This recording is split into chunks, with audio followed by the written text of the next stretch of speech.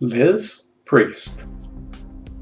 I really believe in synchronicity. I posted my new book, Family and Friends, to Facebook. I had a picture of Liz Priest, but I didn't have any words for her yet. I was going to trust in synchronicity in solving this. Well, lo and behold, I get this message from Liz. It was perfect. You see, there's a thread of love that ties us all together. We are trying to solve the puzzle of life. Each of us are different pieces of the puzzle. Liz provided another key to understanding my life. I was so happy she sent me my brother's kindergarten picture. Liz and many childhood friends are in that picture. That was a snapshot in time. It's amazing we have the opportunity to connect to our childhood friends. I have followed Liz's post on Facebook. Thanks again, Liz, for reminding us of our deeper connections that we all have. Liz: Rick, this is great. Maybe you should put it on Newport Harbor High Class of 71 Facebook page also. Hi Liz, thanks for the advice. I have a question for you. Were you the one who came up to me and said that my brother and I caused you discomfort at the bus stop? That would be at our last reunion. If that is true, on behalf of my brother and I, we are sorry for any pain that we have caused. I've been reading your Facebook posts for quite some time now. I truly enjoy them. Do you have any good memories of my brother and I? I have a section of my book that I have for you. Yet, I need some help here. We have known each other since grade school, yet I need some trigger mechanism to fire off. Anyway, thanks for posting a comment. I believe in synchronicity, and you responded at the perfect time. The person I wanted to write about was the only friend who posted a comment. Thanks. Merry Christmas and have a Happy New Year. By the way, congratulations on your retirement. What a great milestone. No, I don't have any unpleasant memories of you and your brother. And no, on the bus stop incident.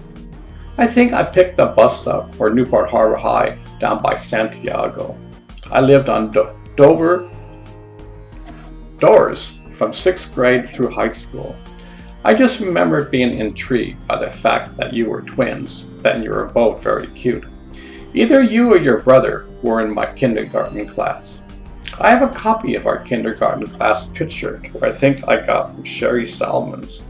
Mark McClellan and Mark Blackburn were also in the class. I've united with a lot of our classmates through Facebook and reunions. Last year we went to Catalina again, and Mark Blackburn came as well as Mark McClellan. It turned out that several of us like to trade, dabble in stocks, and communicate through emails, text now. Diane Davison, Rippery, Mark McClellan, Mark Blackburn, and Gretchen Griffel. Mark McClellan called me about a month ago, and we talked about maybe getting together for lunch to talk stocks.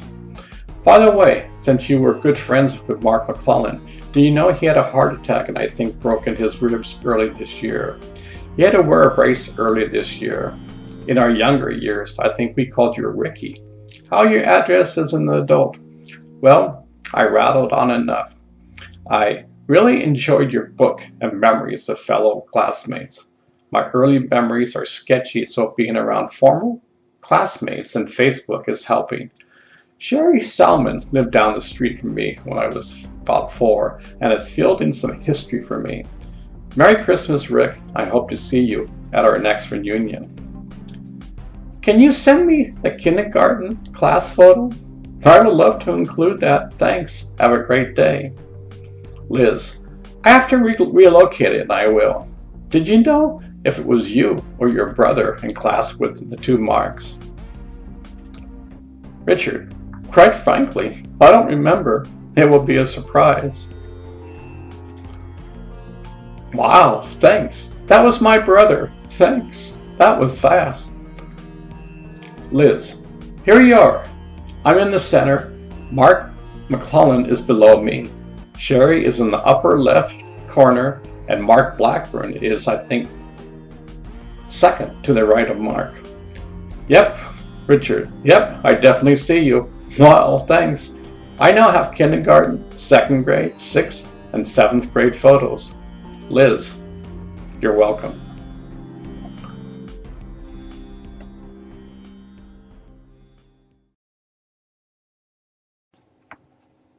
Mentors.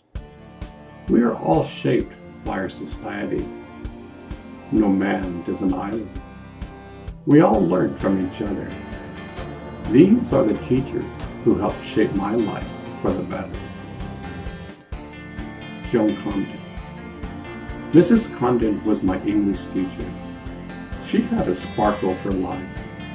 I remember one day a student played on a record player all over the watchtower at Jimi Hendrix. She led a beautiful discussion on lyrics, which I still remember today. She was innovative in her teaching style. It was fun and entertaining to go to her class. Betty Topalian. Mrs. Topalian was my poetry teacher in my senior year. She taught me the love of poetry. I remember one day we had an assignment to read a poem. I found a spiritual poem and read it to the class. She asked me what it means, and I said it was self-explanatory. To be honest, I had no clue. She knew that and was kind enough not to go further. She inspired me to look at ways that are different in society. There is a world where words come from, will come up to the surface to be a creative force for mankind. She helped me to dive deep to discover the pearls of life. Bob Wentz. What can I say about Bob Wentz? He was a figurehead in Newport Harbor for many years. He was my speech teacher. He thought outside of the box. Nick Roth and I had to give a speech together. We asked Mr. Wentz if we could do a talk on surfing at the beach. He said yes. He somehow managed to arrange a bus to take students to Newport Pier where Nick and I did a surfing demonstration and a talk on surfing. He really cared about his students and would do things out of the ordinary. Julia Smart.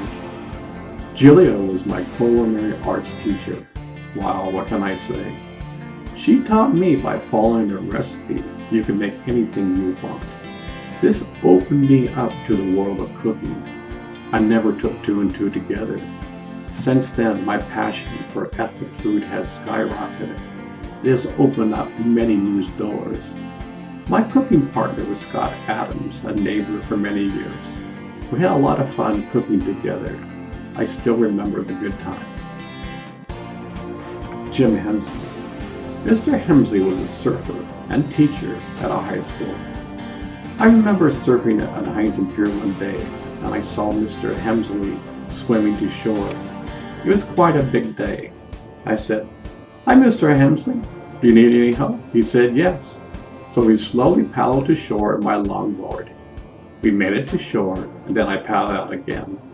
The waves were quite good that day. About 6 months later, my mom bumps into Mr. Hemsley and said, "Your son saved my life. Without him, I would have drowned." I nonchalantly didn't think anything at the time.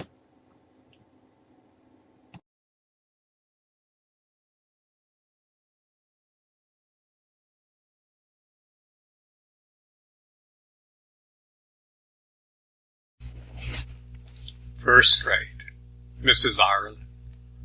I will always remember Mrs. Ireland.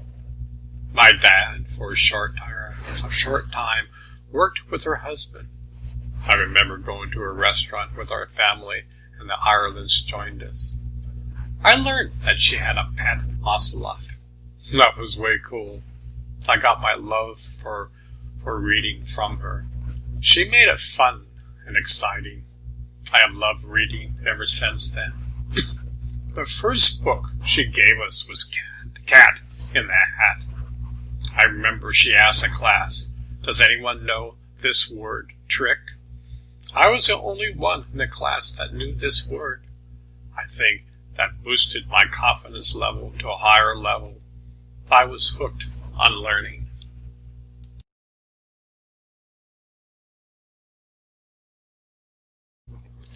Second grade, Mrs. Werner. One day, our classmate homemade butter. Mrs. Werner made the entire class try the butter. I remember Paul Cohen tasted the butter and didn't like it. I still remember his wiping the butter on his pants, so he didn't have to eat the butter.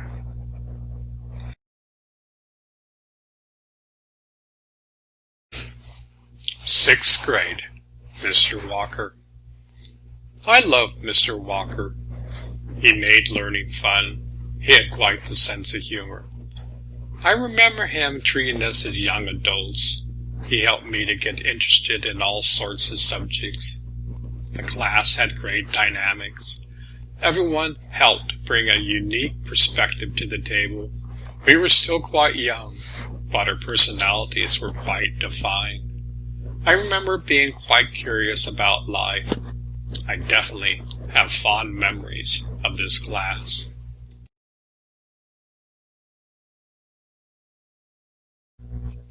Seventh grade. This was quite a dynamic class. Nick Roth and Robin Beck were incredible surfers. They were so far ahead of the times. Rest in peace, dear Mark Ernst. Good old Tom Neumeyer. I have fond memories of Carol Beek. Whatever happened to Randy Ivy and Monty Grimes? Haven't heard anything in over 48 years. I see Pam Scobacasa's post on Facebook. There's Gary Hill. I loved his zest for life. Tom Neely is another I haven't seen or heard from. In 7th grade, I started to learn how to surf. The rest is history.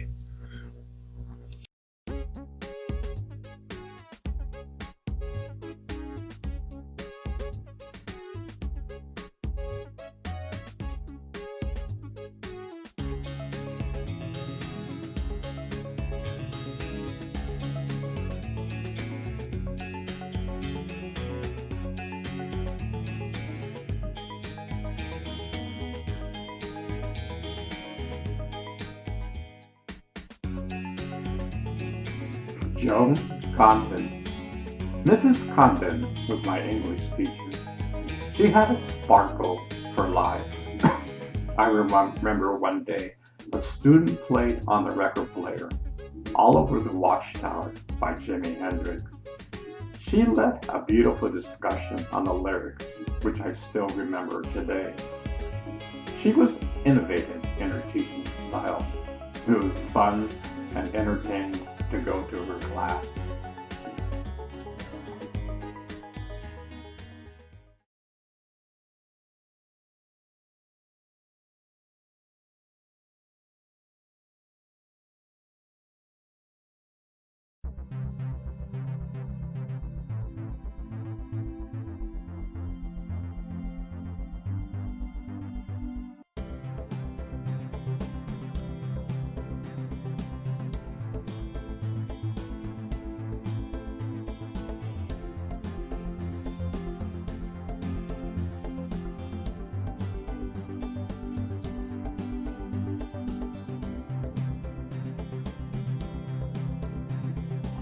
Betsy Tepalian. Mrs. Tepalian was my poetry teacher in my senior year. She taught me the love of poetry. I remember one day we had an assignment to read a poem. I found a spiritual quote and read it to the class. She asked me what it meant, and I said it was self-explanatory. To be honest, I had no clue. She knew that and was kind not to go further. She inspired me to look at ways that are different from society. There is the world where words come up to the surface to be a creative force for mankind. She helped me to dive deep to discover the pearls of life.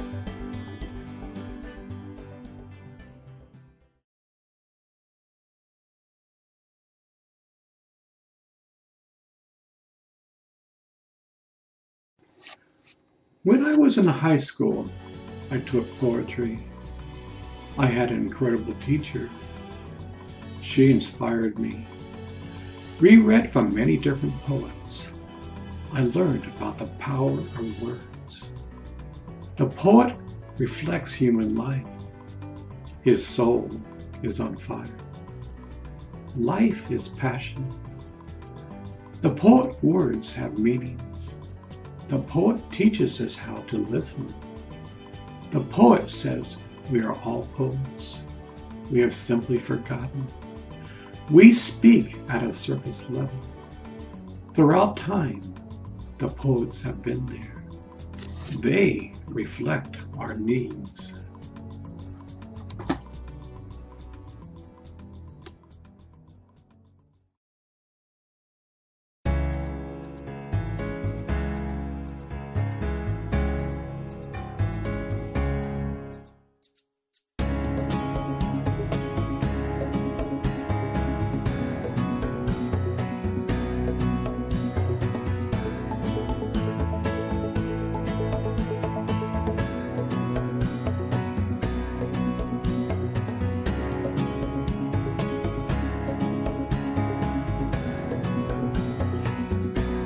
Betty Topalia, Poetry Assignment.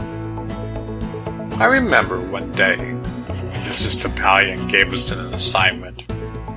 We were to find a poem that we liked and had to read it to the class. I just started to learn how to meditate.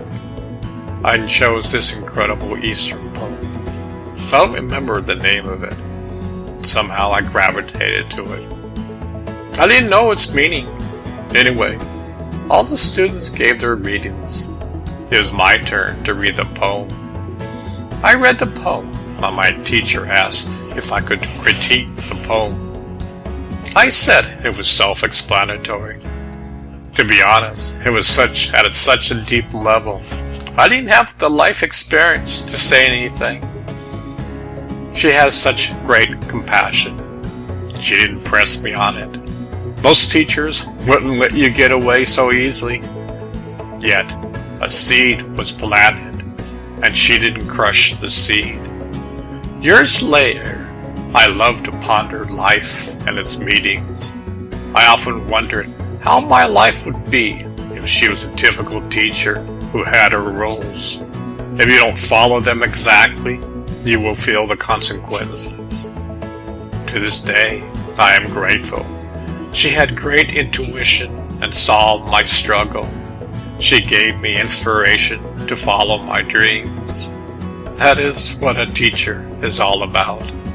I'm still learning the powers of words in my everyday life. I feel so honored to have such a teacher.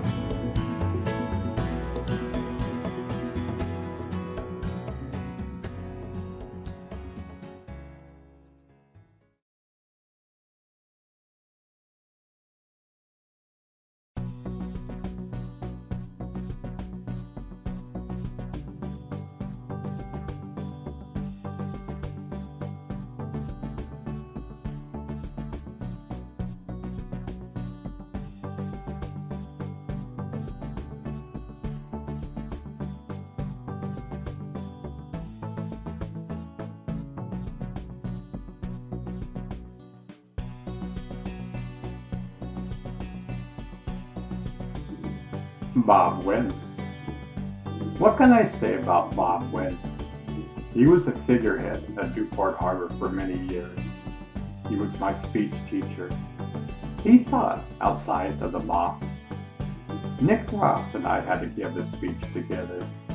We asked Mr. Wentz if we could do a talk on surfing at the beach. He said yes. He somehow managed to arrange a bus to take the students to Newport Pier, where Nick and I did a surfing demonstration and a talk on surfing. He really cared about his students and would do things out of the ordinary.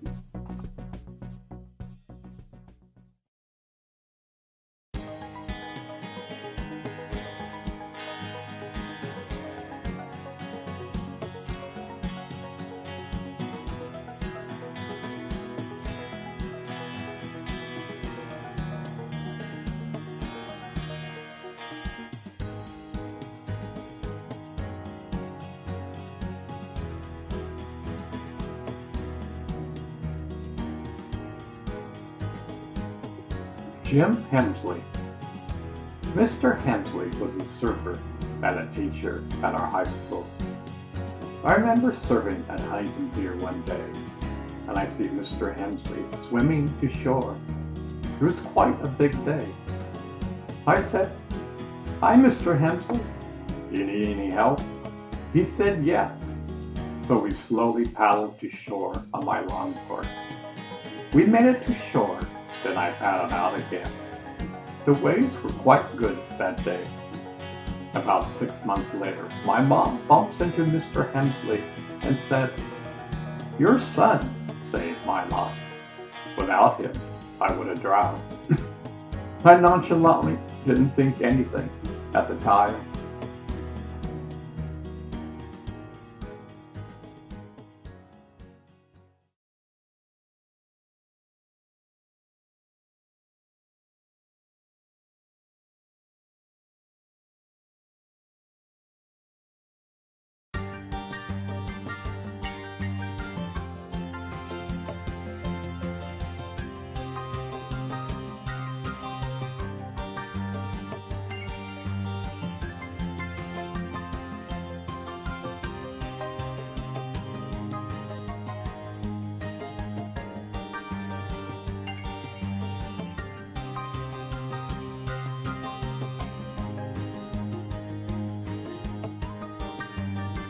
Julia Smart.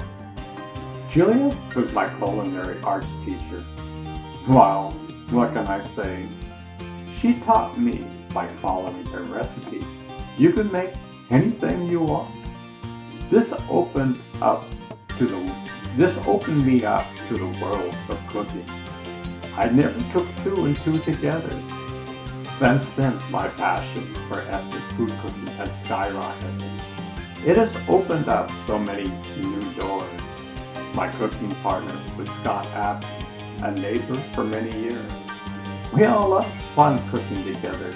I still remember the good times.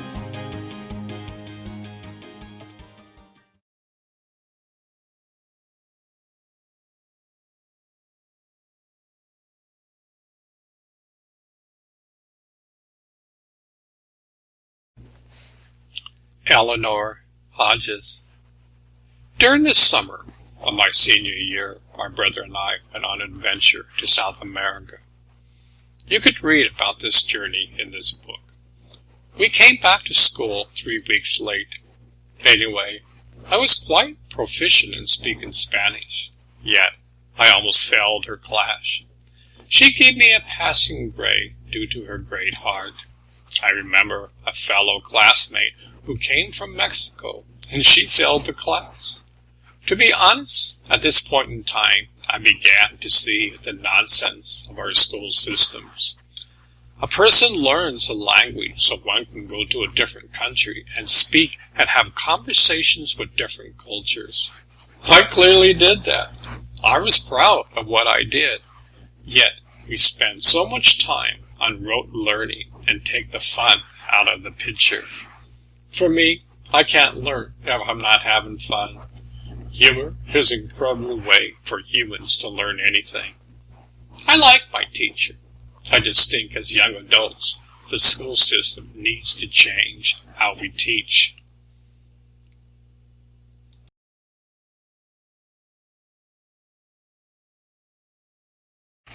Gerald Noser, algebra teacher. Mr. Noser was an incredible teacher. I loved algebra. He made it so fascinating. It was a challenge, but my mind loved it. He had an incredible teaching style that made you understand the concepts. They say you like either algebra or geometry.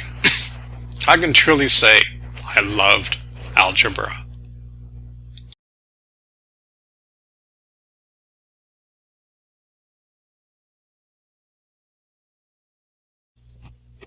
Coach Bob Haley, biology teacher.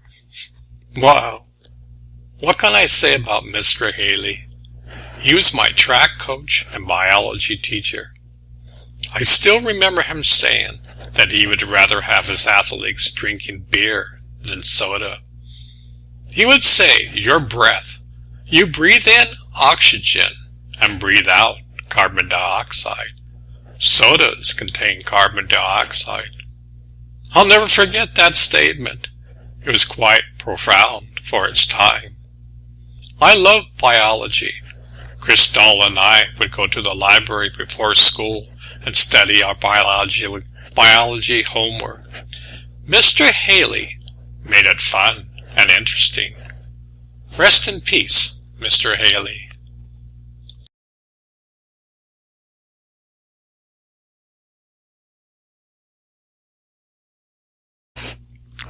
Coach Robert Donald. Mr. Donald was my cross-country and track coach. To be honest, our workout was grueling. At that time, the smog was horrible in California. After each workout, my lungs were burning. You could say he had a hard style of coaching. It wasn't easy by a long shot. Yet, he had a heart of gold. He cared a lot about you. During my junior year, I opted out of track and cross country. He came to my house to try to change my mind. I didn't budge, but I was glad that he cared about me. I saw him once again many moons ago when I came back from India. He was running and he stopped and we chatted for a while. Great man. I truly respect him.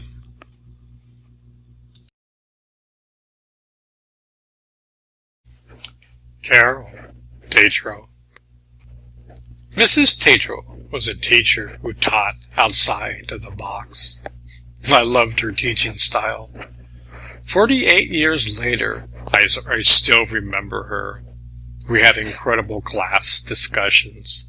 The Vietnam War was going on. Tensions were in the air. I never had a teacher who discussed critical issues of the day. It was like a college class. I have nothing but great respect for her.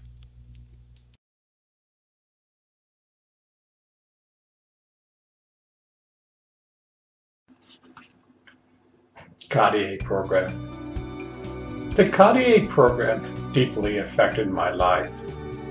Unfortunately, many of my classmates weren't aware of their existence. The Cartier program was an exchange program from Argentina. Students would come here for a month in either January or February. I was introduced to this program when I was a freshman in high school. My sister Jane had a student, Marisa Pena, from Buenos Aires.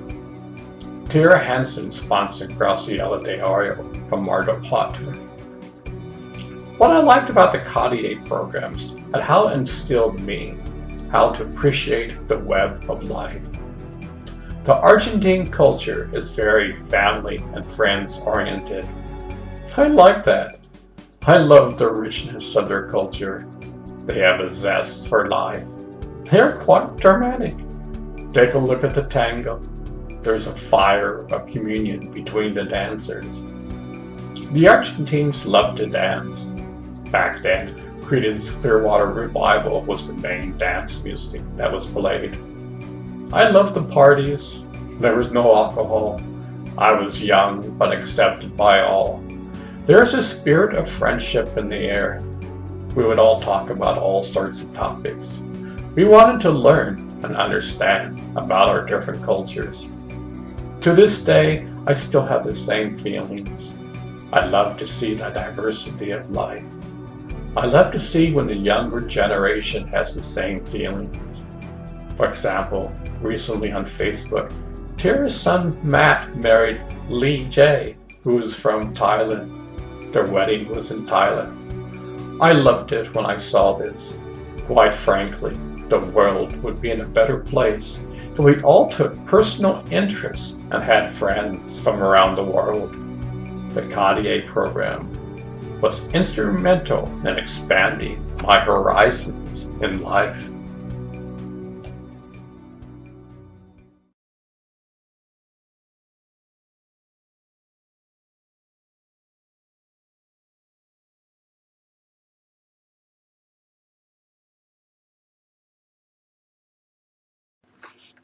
AFS. The AFS, known as American Field Service Program, is an exchange program between the United States and countries all around the world. During my junior year, our family sponsored Eduardo Pena for an entire year. The Dahl family sponsored Tord Olsen from Norway. During the year, there would be get-togethers where all the AFS students from all the different schools would get together and socialize. Here's a great way to learn from different cultures right in your own backyard. While I was on my surfing adventure, I stayed for a few days in Venice, Italy with an AFS student who attended Croto del Mar High School. We had a great time meeting his family.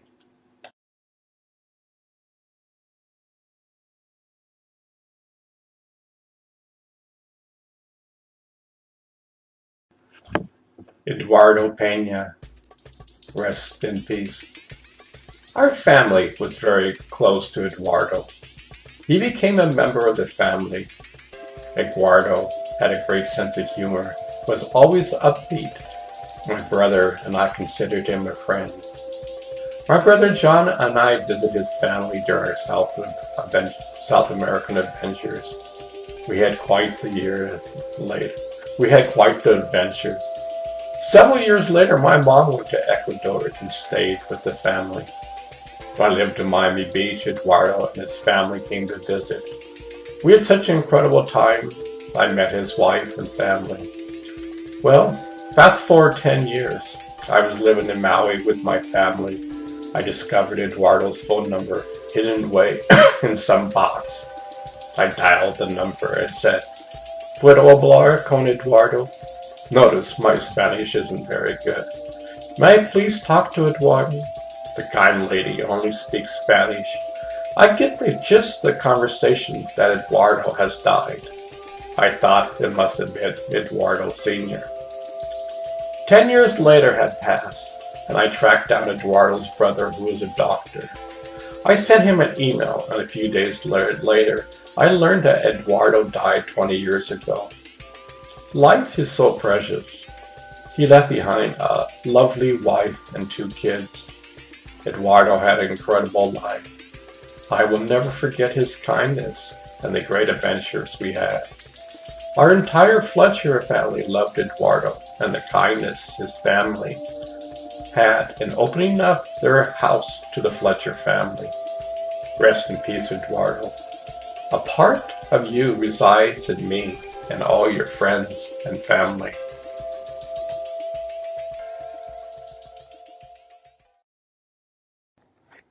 During the summer of my junior year, my brother and I went to South America. We went to Argentina, Brazil, and Ecuador. Our first stop was Brazil. A good surfing friend, Steve LaMontagne, had a roommate in college. He was Chinese and lived in Brazil. John invited us to visit him and his family in Rio de Janeiro. His family owned a Chinese restaurant. This is the first time I ever lived inside a Chinese household. Each morning when they have a delicious bowl of soup, this was standard for breakfast. My brother and I loved the Brazilian culture. We went to Christ the Redeemer atop Mount Corcovado and were captured by the incredible view of Copacabana and Ipanema. We saw the dire poverty of the shantytown. I don't think you really ever get over when you see poverty of this kind. Human beings for thousands of years had to live in such an existence. My brother and I visited Cabo Frio, a small beach town with 3 to 4 hours from Rio. It was off-season. We met a beautiful Portuguese family, and they showed us around this town. It was wintertime in Brazil. It was probably in the low 60s. Cold for Brazil. We stayed a month in Argentina. There was a small group from our high school who was exchange students. I stayed with Pedro de Sena and his family. Pedro stayed with us 2 years before. In Argentina, they have café con leche, coffee and milk and croissants for breakfast. This is the first time I ever tried coffee. The croissants were served with butter and jam. The Argentine family was really nice and treated me like a member of their family. Meat is king in Argentina. I was amazed to see that streetcar vendors would serve steak sandwiches. You had better be adventuresome if you go to a barbecue. I visited a family that took me to their ranch in the Pampas. The cowboys provided an authentic Argentine barbecue. In Argentina, they eat parts of the cow that Americans would never eat. My brother and I had a Forrest Gump moment. We were taking a tour of this government building. They had a person giving a tour in Spanish, and I was told to translate in English. We entered this one room and saw a window, and two people were playing chess. One of the players was Bobby Fischer, one of the greatest players in the world. We stayed for only one moment, and then the tour then continued. I think back now in my life, it was a historical moment in chess history, and we nonchalantly nod our heads and go along our merry way. The Argentines drive like crazy. I thought I drove radically. They would drive fast and furious. Imagine driving down the street at 90 miles per hour and not stopping at stop signs or street signs. If you got a ticket, they would give a bribe to the officer. If you're going to a nightclub or party, it would start around midnight. Nobody ever came on time. A 16-year-old could go to a nightclub and order a shot of whiskey. The most important aspect of their society was family and friends. This was the backbone of life. Yes, the job was important, but it was a great balance between the two. They knew their priorities in life. The bus service in Argentina was first class. We took a bus from Buenos Aires to Mar del Plata. Imagine the same service you would get on a first class ticket on an airplane. The service was incredible. I stayed with Graciela de Orio, a friend of our family. Mar del Plata is a seaside resort.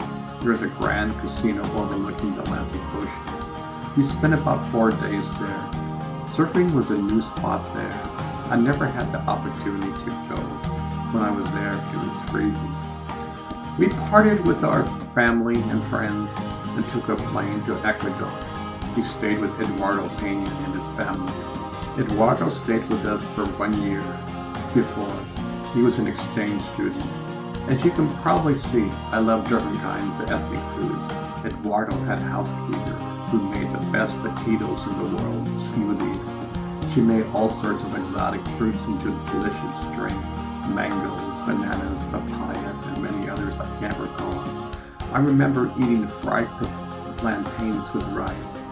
Eduardo's family had a friend named Victorio Quesada, a famous Spanish bullball fighter who was a surfer.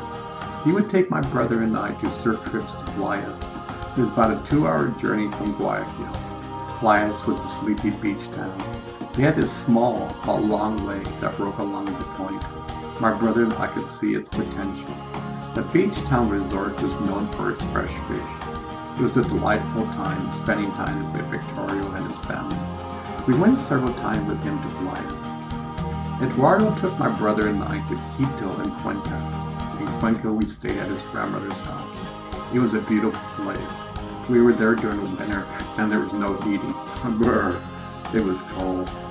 Cuenca is a city in the southern Andes Mountains. Temperatures are around 58 degrees year-round. Lately, a lot of Americans have moved there to take advantage of the great standard of living. While in Ecuador, we heard the Ecuadorian Navy allowed tourists to go on tour with them to the Galapagos Islands. We called our parents a few days before school was to start.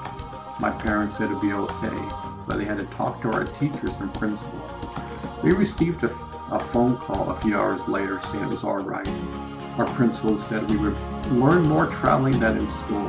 We came back to school 3 weeks later. The Galapagos Islands was a trip of a lifetime. We went on this old U.S. Navy World War II ship. At this time, there was a tuna boat war between Ecuador and the United States. The Ecuadorian Navy was looking for U.S. tuna boats. We visited Santiago, San Cristobal, Isabel, Fernando, and Isabel Islands. While there, I could see why Darwin came up with his theory of evolution. The Galapagos Islands at that time wasn't a tour destination. They contained one of the only giant tortoises populations in the world. My brother and I were amazed by the size and age of these incredible creatures. I have pictures of seals jumping over my head, my brother's head. You had to wait for them, watch for the mom and dad. They were huge and would chase you out of the water and run after you. I remember vividly looking at the waves, and I counted over a minute while it broke perfectly. No one had ever ridden this way. I saw years later they now have surf excursions to this beautiful place. The first time my brother and I saw iguanas, we were standing at the same spot looking at the waves, and we sensed something was looking at us. We looked around, and there were hundreds of iguanas were looking at us. They were completely camouflaged. The Navy personnel were very kind to us. There was a couple from the U.S. and a poet from Argentina on board. We learned a lot about nature. It would be hard not to. Never before have I been in such a pristine environment.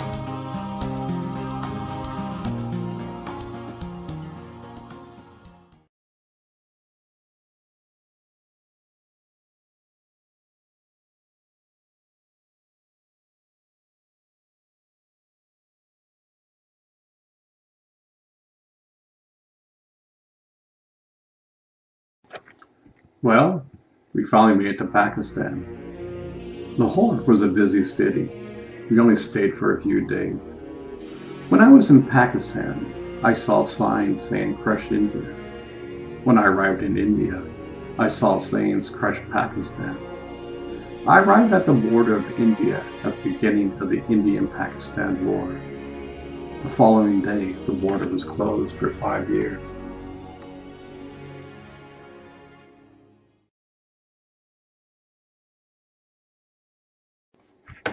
While I was in France, one day I woke up and saw huge waves breaking. The waves were probably 15 feet high. The surf spot was at La Barre, a famous but now extinct surf spot. I took off on a huge wave, stood up, and the next moment I was free falling down the wave. Back then, there were no leashes. My board got carried to shore. La Barre had a jetty, and there were 15-foot waves breaking on the rocks. The rip was so strong, it was like a river. For the first time in my life, I said, Lord, if you exist, you had better do something real fast. I closed my eyes and saw an incredible light and a small Indian boy. The next moment, I was on shore. Everybody on shore said it was a miracle. The next day, I decided to go to India. As I look back at that experience, I felt the hand that embraced my life. I felt so protected. Here I was only 18 years old, but I knew my life was protected. I was about to start the adventure of a lifetime. This is definitely a near-death experience for me. In the early 70s, I read books about the death experience, and my experience closely resembled that experience. I saw a great light which filled my being with bliss that is boundless. I saw a figure which told me without words that everything would be all right. This experience I knew could be experienced consciously. It didn't have to be a hit or miss affair. I knew a human being could experience the source directly, no matter if he or she were dreaming, sleeping, dreaming, or in a awake state. Man had the ability to tap into the source of life. After my surfing accident, Peter and I started our trip to India. I was very excited. I knew that something wonderful was going to happen in India. All my dreams would come true. We drove from Biarritz to Venice, where we stayed 2 days with an Italian friend from high school. We drove through Yugoslavia. At that time, it was a communist country. The people at that time were very suspicious of outsiders. They weren't very friendly. The countryside was amazing. We were high up in the mountains and could see the Mediterranean Sea. Peter would drive and he had this harmonica that he would play. He was actually a good player. We drove to Athens in Greece. We spent a week there. I loved going to the Parthenon. Here I was in the cradle of such an incredible civilization. I was in awe.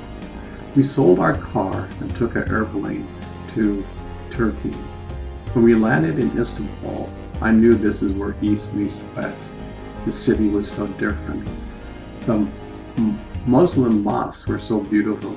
The policemen had submachine guns. I never saw that before. I remember staying at this house where a lady came in and said we had better leave because the police was going to raid the place. She said people used drugs and the police were going to bust the place. I felt someone taking care of me. I didn't want to end up in a Turkish jail, especially because I don't use drugs. That would be hard to prove in Turkey. We spent a week in Istanbul and then went to Ankara. In Ankara we had to stay a week because the border was closed. The Shah of Iran was having the 1,000-year anniversary party for Persia. He didn't want young Westerners or trouble to come to his land for this party. I heard that the Shah even built props to hide the poverty. I had a friend who went to the party and said it was quite the affair. They had air-conditioned tents. The Shah spent thousands of dollars. While in Ankara, we saw the Queen of England in a parade. There were thousands of soldiers carrying submachine guns. After a week, the border was open and we took trains and buses to Iran. It's quite a scene traveling. Both Peter and I carried our surfboards and our packs. The trains were quite dirty and packed. We slept on the floor of the train. The buses were like the trains, but they had livestock on board. I was getting quite a lesson on life. We arrived at the capital of Tehran. Tehran was quite a beautiful city. We found out that a week before, a young American tourist died the week before. Supposedly she entered a Muslim mosque and was stoned to death. The reason was that only Muslims could go inside the temple. I met a man from the secret police. He came up to me and said that he killed about 30 Americans this year. In Iran, if they find drugs in you, they would shoot you on the spot. What a way to control the drug problem. We then took buses to the border of Afghanistan. This is where the scenery drastically changed. I felt I was transferred back 2,000 years ago. The Afghan people are warriors. Their culture is the same for thousands of years. We were in a high mountain desert. Everyone carried guns or rifles. This was way before the Soviet invasion. I felt I was in a Wild West town. There was no law or order. The people were quite nice, but I knew you didn't want to cross them up. The people in Afghanistan smoked a lot of hash. They used this drug like alcohol. The whole nation used it. The food was quite good. We took a bus from the border and made it to Kabul. Along the way, we bumped into this lion named Charlie Krishna. Charlie was a great guy and we traveled together. Kabul at this time was a hangout for the European hippies. The Europeans were heavily involved in drugs. They used a lot of opium. It was quite sad to see people my age totally addicted to opium. There's nothing I could do. Many of them simply wasted away. The drug was very cheap and could be bought anywhere. I knew a lot of my friends in the States would have loved to be in that environment. It was an eye-opening experience. For the first time, I saw so many kids totally wasted and hanging on to life with a thread. They were thousands of miles from home. During this time, I would meditate every day. I knew something incredible was going to happen to me in India. I just had the intuition that my dreams would come true. I wish I would meet someone who would show me the way to open the door. I felt totally protected. It's a beautiful feeling to know that someone is watching over you. I was thousands of miles away from home, and yet I felt great inside. I felt protected.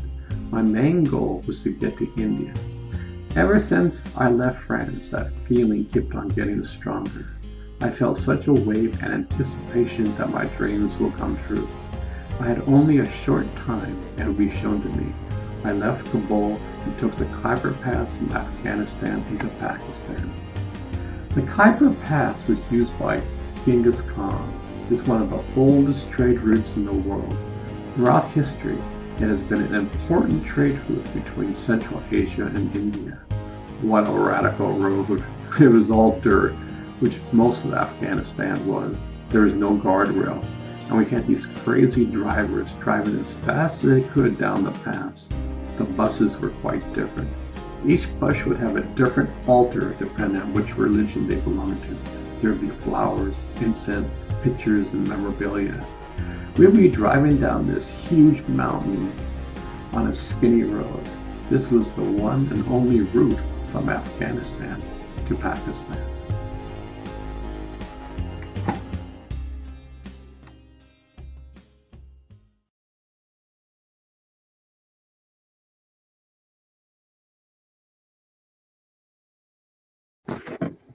My first day in India was incredible.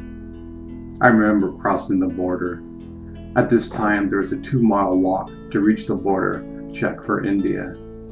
There were parrots and wild birds everywhere. I felt such a strong spiritual experience. I was home. It's hard to put into words what I was feeling. I knew something incredible was to happen to me in India. I was looking for a teacher who would give me a practical experience of who I was. I remember being checked by an Indian custom lady who was famous for busting people for bringing in drugs into India. Since I didn't use drugs, I wasn't worried. I remember such an aura of peace that came over me. The sun was just setting, and the whole forest was alive. Thousands of parrots were in the forest.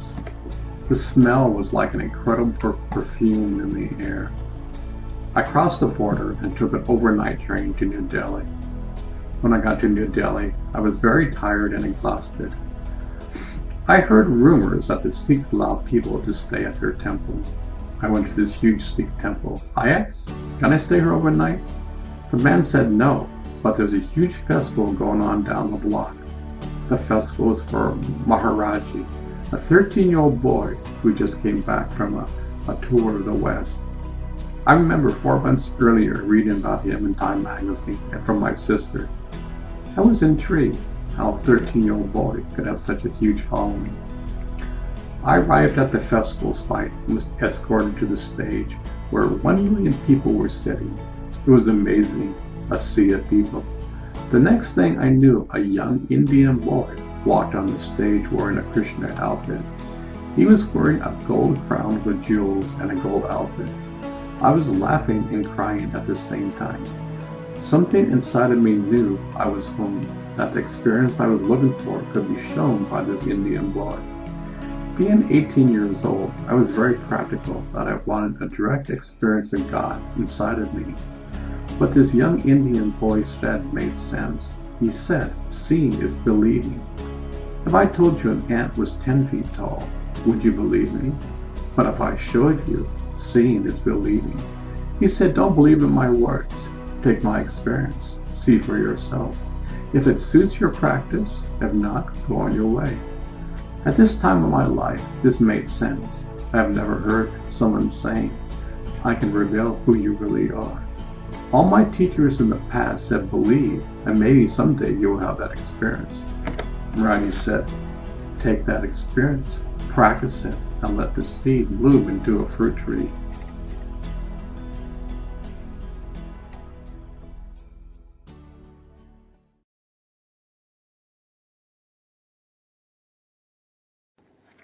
The following day, I packed up my bags and took a train to Premnagar. Maraji's ashram is near Hardwar. It's a small town in the foothills of the Himalayas. The next 2 weeks I listened to discourses about this knowledge. Something inside of me knew that I was to receive the experience of a lifetime. I knew the door to my soul was to be opened. Words are hard to express the feeling that was going inside of my being. I knew that in a short time I'd be shown and would reveal the secret of life itself. I knew this experience was real. I told a lot of people who had the experience. I could tell and sense that something wonderful was going on. I liked the idea that the proof is in the pudding. I didn't want to join a cult or religious group. I just wanted a direct and continuous experience of the power that's keeping me alive. I knew through practice this could be achieved.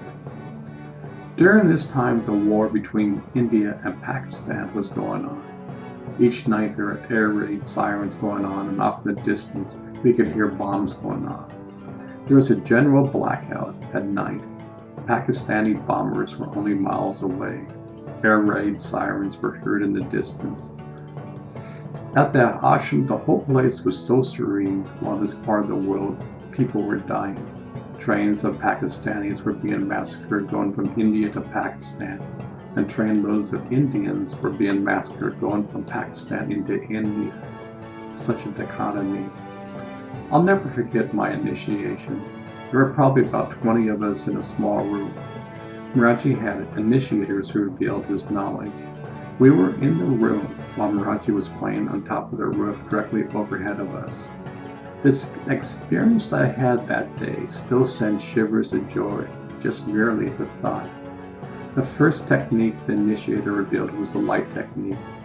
I always knew that the human being had the ability to see the light inside. This is an actual experience. When the initiator touched my forehead, I felt this incredible surge of energy. I knew at that point that something incredible was going to happen. My whole body and soul sensed it. My consciousness completely left its physical existence. A golden circle of light appeared. Inside of this circle, a brilliant blue star appeared. This golden circle of light and this blue star was so beautiful. It's probably the most beautiful thing I have ever seen. Waves of love, joy, and peace were surging inside my consciousness. All of a sudden, the star transferred into a ray, a tunnel of blue light which went on for infinity. I merged with the blue ray. It's very hard to describe this experience. I was at home. The doors were open. I was given the keys, and it was up to me to cultivate that experience. I have definite proof that we are more than these bodies. All of a sudden, the mystery of life was revealed. I knew the secrets behind our religion. There was a genuine experience that could be shown and experienced. Years later, I realized that this experience was initiation into Lord Michael's blue ray. It was the Jacob's ladder. This experience was the ladder to God. To this day, I'll never forget this experience. It gave me practical proof that God exists. I knew it, but this was a practical experience. It was more real than any outside human experience. I knew my life was on track. I had waited years to go home. I was shown such a glorious place. When I returned to this body and regained physical consciousness, my whole body was shaking like a dot. My body had a hard time. Can you imagine being hooked up to the power plant of the whole universe? I knew no damage was done. Over time, I knew that the body was built and designed to handle these kinds of currents. Day by day, through meditation, man can slowly harmonize with these frequencies and begin to vibrate at this frequency. There were 3 other techniques that were revealed. One was the music technique. I was shown how to listen to the innermost frequencies of life. Since God is energy, man has the capability to be in tune and listen to subtle yet energy frequencies. Different religions have different concepts about this experience. By listening to this music over time, man is filled with such a joy and peace in his life. The mind slowly begins to slow down. In this state, man gets in contact with an energy frequency that is infinite. This energy is pure love and bliss. The whole universe is comprised of this energy.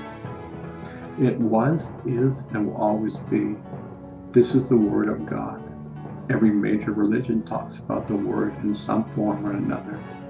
This is a very simple technique where man can be in direct communication with the subtle energy. When a person first receives this initiation, the Word is very subtle. The majority of people really don't understand the power of this Word. I know a lot of people who took this experience and never really tried it out. Over time, I can consciously put myself in direct communication with this Word.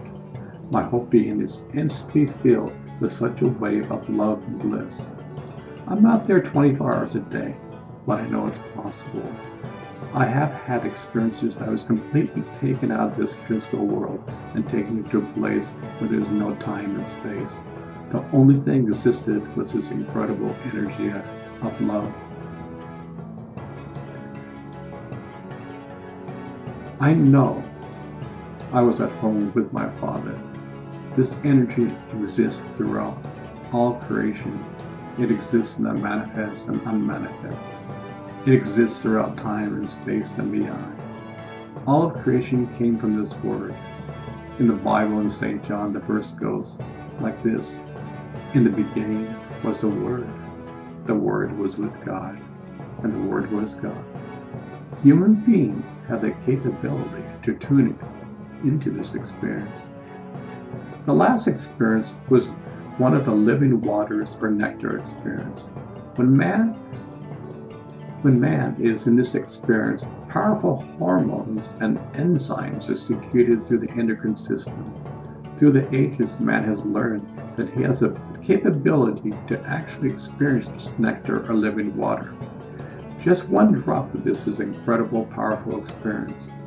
One drop has the capability to take man's consciousness into a definite, altered state.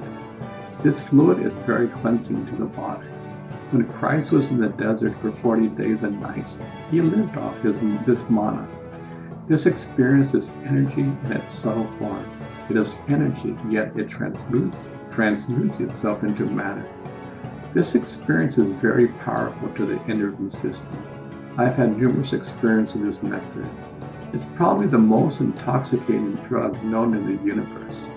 Unlike a drug which has side effects, this experience is completely beneficial to the body and soul. These experiences reveal over time who we truly are. We are more than our mind and body. We are in fact the source of life. Each one of us are part of this universal consciousness. We just don't remember it. It's amazing when we were born, we came from the source. Our whole body was this consciousness. Over time, we forgot. Years later, we have completely forgot of our true existence. After the initiation, I thank my Creator for revealing Himself to me. My dreams come true. I had the tools. Everything made sense to me. I could read the scriptures and understand the hidden meaning. The scriptures were at the same wavelength. I had a lot of respect for the major religions.